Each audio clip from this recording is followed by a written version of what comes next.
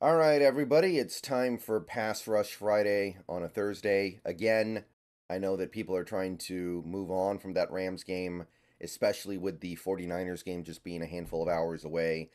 But I want to go ahead and get this out now before that game is played, because after that game is played, I think people are really going to want to forget about that Rams game because there's another game to think about. So let's just go ahead and pump this out now. I understand that people are kind of over it. They're moving on to this Niners game, but let's let's do what we usually do. Let's at least try to keep things on a schedule on this channel, right? Let's at least try to be consistent here. Maybe our team can't be that consistent, but we can be consistent here on YouTube. So we're going to do Pass Rush Friday. You guys know the rules. We use PFR, we count the number of pressures, and we try to see how the team is doing in terms of getting to the quarterback. Now, straight up, without even looking at pressure numbers, this did not seem like a very good game for the pass rush. Watching that game, there were a lot of plays where Stafford had all day back in the pocket, just camping back there, looking, getting to go through his reads, and making a good throw. Now, it's important to note that for as much as it may have felt like that, that doesn't change the fact that Stafford only had like 190 passing yards, so it wasn't that bad. However, it definitely felt like the pass rush was not impacting the game. And a big reason why is we only had one sack. And for most games, one sack is not going to cut it. Now, let's dissect that and see if the team was at least able to disrupt Stafford a little bit. And remember, we're using PFR data. PFR is much harsher than PFF. So if PFR says we got some pressure, it's at least worth listening to.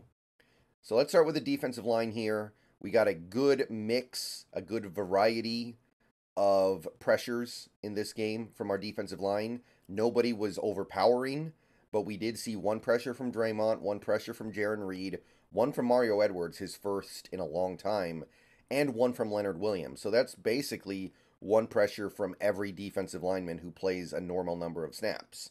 Cam Edwards played like, what, 6 in this game? So I'm not really thinking about that.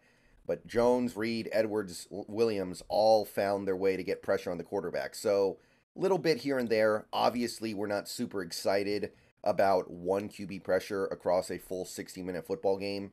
But combined, it's workable. It's something that I can look at and go, hey, they actually did a better job than I initially thought watching that game.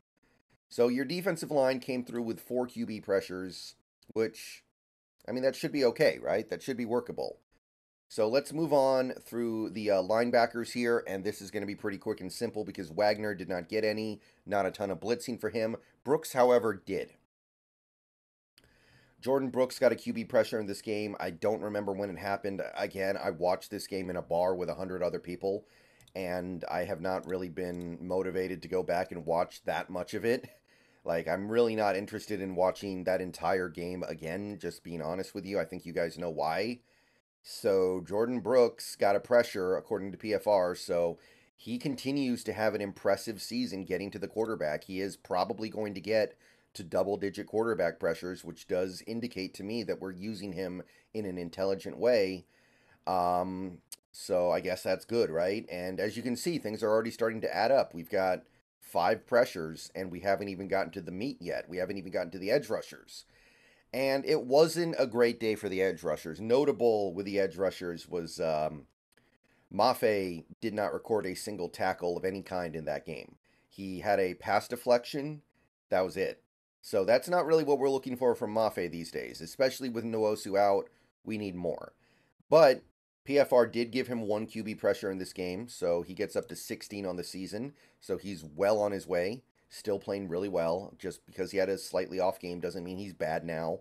So Mafe playing great football, starting to become like a Pro Bowl, maybe even all-pro level player, which I loved Mafe coming out. Even I didn't see that coming at all. And Darrell Taylor got credited with 2 pressures in this game, so he's slowly but surely grinding his way up after a slow first month plus. He's been really good the last 5 games in terms of generating pressure. And I want to say this. I think that Darrell Taylor actually played pretty well in that game, even independent of the pressure data. He had a good stop on a run play as well, which Taylor rarely does. He was good against the run overall. Maybe it's just because we're watching Frank Clark and Frank Clark is letting us know what a truly useless edge looks like, that I'm now thinking that Taylor looks pretty decent, but I do think he's playing better. So credit to Darrell Taylor. There's some stuff going on with this defense that is not what I like. I don't think Taylor's as big of a problem anymore. I think that Taylor's actually grinding out some pretty respectable football here, and he's contributing in a positive way to this team. So, Darrell Taylor, you're worth the money. You're worth the money right now. Yeah, I mean, you're still on that rookie deal. No objection with the way you're contributing right now overall. And again, he even had a run stop in this game. Now, Derek Hall barely played, so he didn't do anything. Frank Clark, however, has no such excuse. And yeah, Frank Clark is letting us know what a truly worthless edge player looks like. Like, we get on Darrell Taylor's case. Darrell Taylor looks like Lawrence Taylor compared to Frank Clark. So, I'm hoping that we don't see very much of Frank Clark the rest of the way. Like, I'm hoping he played a bunch in that game to try to save our guys for this game.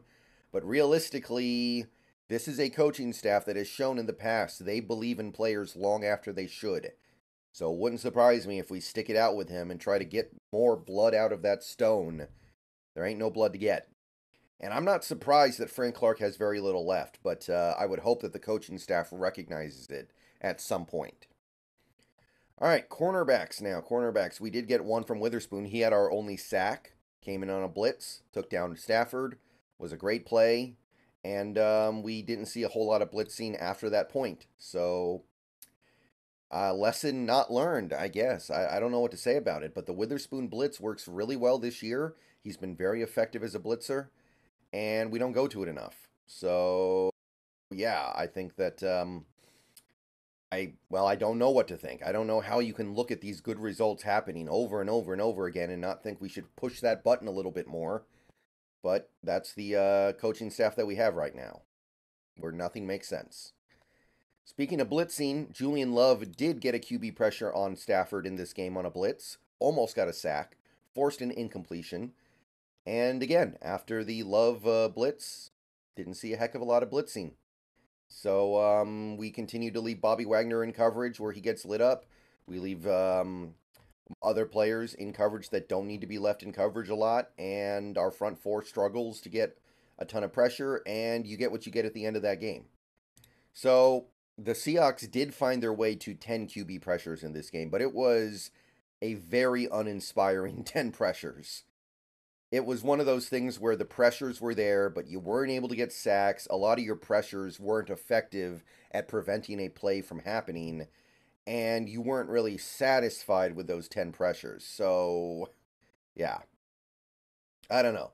The 10 pressures is nice. I'm glad we got there. It's indicative of something good. But, man, it was as boring of a 10 pressure game as you can have. See you guys later. Go Hawks. We got a game in a few hours here. Got to move past this one. Got to play better this time. But just looking back at that game, you really got to wonder what if. What if this team just decided to blitz like any other sane team would when they see how successful it is? See you guys later. Go Hawks.